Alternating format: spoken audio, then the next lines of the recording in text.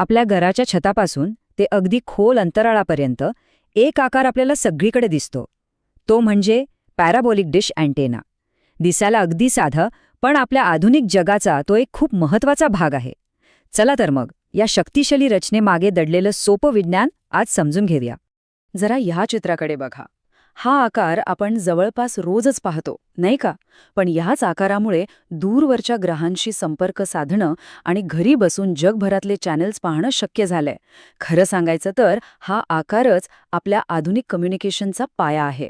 मग प्रश्न हा पडतो की या साध्या दिसणाऱ्या वक्र रेषेमध्ये असं नेमकं काय आहे ज्यामुळे ती इतकी शक्तिशाली ठरते? चला, यामागचं रहस्य आता आपण उलगडूया. ह्याचं उत्तर ना एका अगदी सोप्या गोष्टीत दडलंय, आपल्या घरातल्या टॉर्चमध्ये. विचार करा, टॉर्चमधला तो जो वक्र आरसा असतो तो काय करतो? तो बल्बचा विखुरलेला प्रकाश गोळा करून एका सरळ तेजस्वी झोतात बदलतो, बरोबर?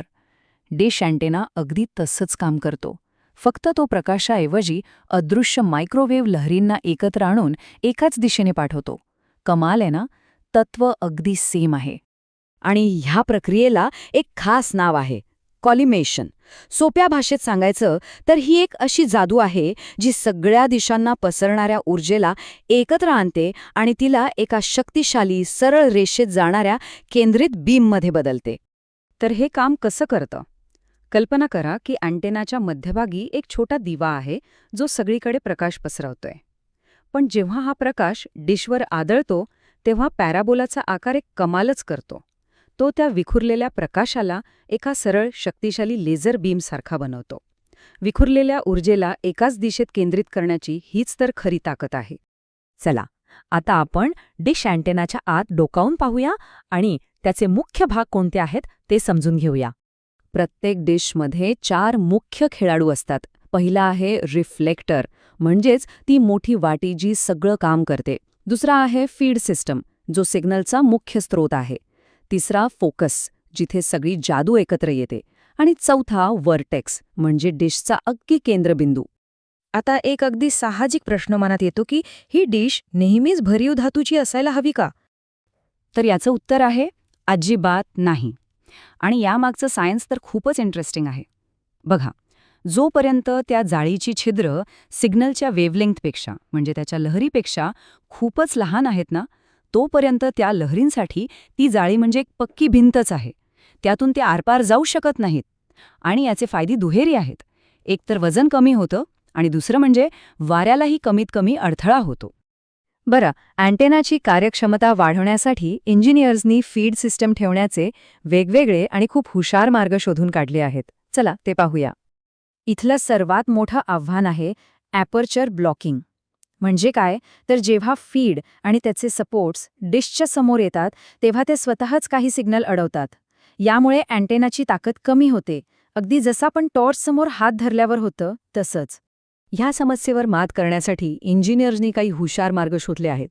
पहिला आणि सर्वात सोपा आहे फ्रंट फीड, पण त्यात ब्लॉकिंगची समस्या येते. मग येतात 2 अधिक स्मार्ट पर्याय, कॅसेग्रेन आणि ऑफसेट फीड. कॅसेग्रेन डिझाईनमध्ये एक छोटा आरसा वापरला जातो. हा आरसा सिग्नलला मुख्य डिशच्या मागच्या बाजूला असलेला रिसिव्हरकडे पाठवतो. हे एखादा पेरिस्कोपसारखं काम करतं. याचा फायदा काय? यामुळे अत्यंत कमजोर सिग्नल्ससुद्धा जास्त स्पष्टपणे मिळतात, कारण वाटेत येणारा गोंगाट कमी होतो. आणि मग येतो ऑफसेट फीड, जो ह्या समस्येवरचा खरं तर सर्वोत्तम उपाय आहे. यात फीडला पूर्णपणे बाजूलाच ठेवलं जातं, त्यामुळे सिग्नलच्या मार्गात काहीच अडथळा येत नाही. याचा परिणाम एकदम स्वच्छ विना अडथळा सिग्नल. ओके, तर या हुशार डिझाईन्समुळे अँटेनाची ताकद नेमकी किती वाढते? चला आता त्याच्या कामगिरीबद्दल बोलूया. एक सामान्य पॅराबोलिक अँटेना 30 डेसिबलपेक्षा जास्त गेन मिळवू शकतो. पण या आकड्याचा नेमका अर्थ काय होतो? सोप्या शब्दांत सांगायचं तर गेन म्हणजे अँटेनाच्या ऊर्जेला एकाच ठिकाणी केंद्रित करण्याची क्षमता. जसा भिंग सूर्यकिरणांना एकाच बिंदूवर एकत्र करून कागद जाळू शकतो, अगदी तसंच अँटेना रेडिओ लहरींना एकाच दिशेने पाठवतो किंवा स्वीकारतो. जितका जास्त गेन तितकी जास्त ताकद. या जास्त गेनचा परिणाम म्हणजे एका लेझरसारखा अरुंद बीम तयार होतो, जो कधीकधी 2 अंशांपेक्षाही कमी रुंद असतो. याचा अर्थ असा की अँटेना आजूबाजूच्या अनावश्यक सिग्नल्सकडे पूर्णपणे दुर्लक्ष करून फक्त आपल्या लक्ष्यावर अचूकपणे निशाणा साधू शकतो. पण एक गोष्ट लक्षात ठेवली पाहिजे की कोणताही अँटेना 100% परफेक्ट नसतो. ॲपर्चर एफिशियन्सी हे मोजतं की डिशचा पृष्ठभाग किती प्रभावीपणे वापरला जातोय आणि काही ना काही ऊर्जा ही नेहमीच वाया जाते. साधारणपणे एक डिश फक्त 70%च कार्यक्षम असते. मग उरलेली 30% ऊर्जा जाते कुठे? तर काही ऊर्जा डिशच्या कडेने बाहेर गळते, याला म्हणतात स्पिलओव्हर, आणि काही ऊर्जा फीडमुळेच अडवली जाते, ज्याला आपण ॲपेचर ब्लॉकिंग म्हणतो.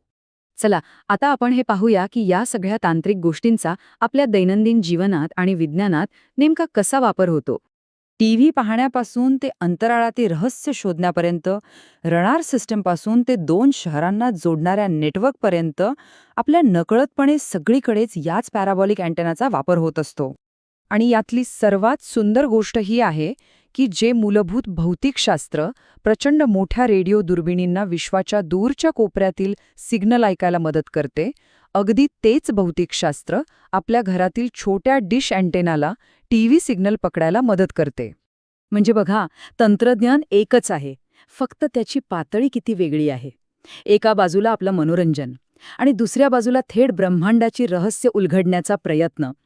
विचार करा, ह्या एका साध्या पॅराबोलाच्या शक्तीमुळे आपण भविष्यात आणखी काय काय ऐकू शकू, आणखी कोणते शोध लावू शकू, हा प्रश्न खरंच आपल्याला विचार करायला लावतो, नाही का?